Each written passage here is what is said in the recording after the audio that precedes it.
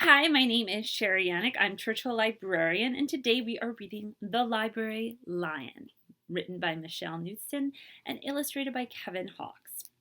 As a librarian, I have to say, I really wish that we had a lion in our library. I think that's what Churchill might be missing right now, is really having the presence of a lion in the library to really, make things a lot more fun. So let's see what it's like to have a lion in your library. And I think you'll agree that they really add a lot. One day, a lion came to the library. He walked right past the circulation desk and up into the stacks. So the stacks are the rows of books in the libraries. Mr. McBee ran down the hall to the head librarian's office. "Miss Merriweather," he called. "No running," said Miss Merriweather without looking up. Which is pretty good. "But there's a lion," said Mr. McBee, "in the library." "Is he breaking any rules?" asked Miss Merriweather. She was very particular about rule breaking. "Well, no," said Mr. McBee. "Not really." "Then leave him be." The lion wandered all around the library. He sniffed the card catalog. He rubbed his head against the new book collection. Then he padded over to the story corner and went to sleep. No one was sure what to do. There weren't any rules about lions in the library. I know I don't have any rules about lions in the library at Churchill, but we do have dogs sometimes come in for a reading program, which is pretty fun. Soon it was time for story hour. There weren't any rules about lions at story hour either. The story lady seemed a little nervous, but she read out the first book's title in a good, clear voice. The lion looked up. The story lady kept reading. The lion stayed for the next story, and the story after that. He waited for another story, but the children began to walk away. "Story hour is over," a little girl told him. "It's time to go." The lion looked at the children. He looked at the story lady. He looked at the closed books. Then he roared very loud. "Roar!" Miss Merriweather came striding out of her office. "Who is making that noise?" she demanded. "It's the lion," said Mr. McBee. Miss Merriweather marched over to the lion. "If you cannot be quiet, you will have to leave," she said in a stern voice. "Those are the rules." The lion kept roaring. He sounded sad. The little girl tugged on Miss Merriweather's dress. "If he promises to be quiet, can he come back for story hour tomorrow?" she asked. The lion stopped roaring. He looked at Miss Merriweather. Miss Merriweather looked back. Then she said, "Yes, a nice, quiet lion would certainly be allowed to come back for story hour tomorrow." "Hooray!" said the children.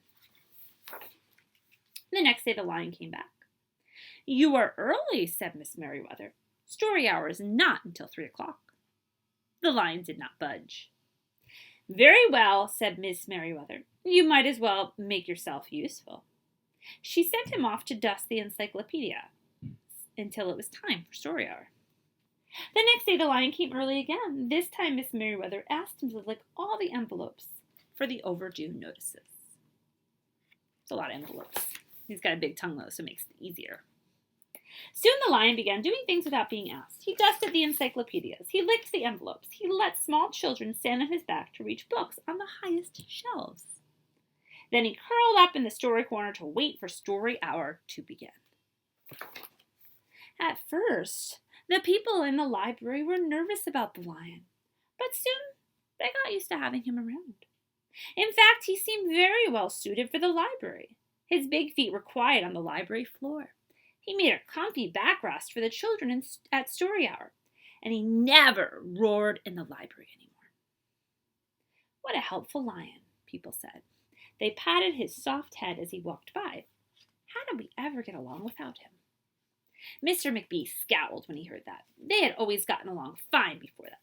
No lions were needed. Lions, he thought, could not understand rules. They did not belong in the library. What do you think about Mr. McBee? One day, after he had dusted all the encyclopedias and licked all the envelopes and helped all the small children, the lion padded down the hall to see Miss Merriweather's office to see what else there was to do. There was still some time left before story hour. "Hello, Lion," said Miss Merriweather. "I know something you can do. You could bring a book back into the stacks for me. Let me get it down from the shelf." Miss Merriweather stepped up onto the step stool. The book was just out of reach. Miss Merriweather stood on her toes. She stretched out her fingers. "Almost there," she said. Then Miss Merriweather stretched a little too far. "Ouch!" said Miss Merriweather softly. She did not get up. "Mr. McBee!" she called after a minute. "Mr. McBee!" But Mr. McBee was at the circulation desk. He could not hear her calling. "Lion," said Miss Merriweather, "please go and get Mr. McBee." The lion ran down the hall. "No running," Miss Merriweather called after him. Mr. McBee gasped. "You're not being quiet," he said to the lion.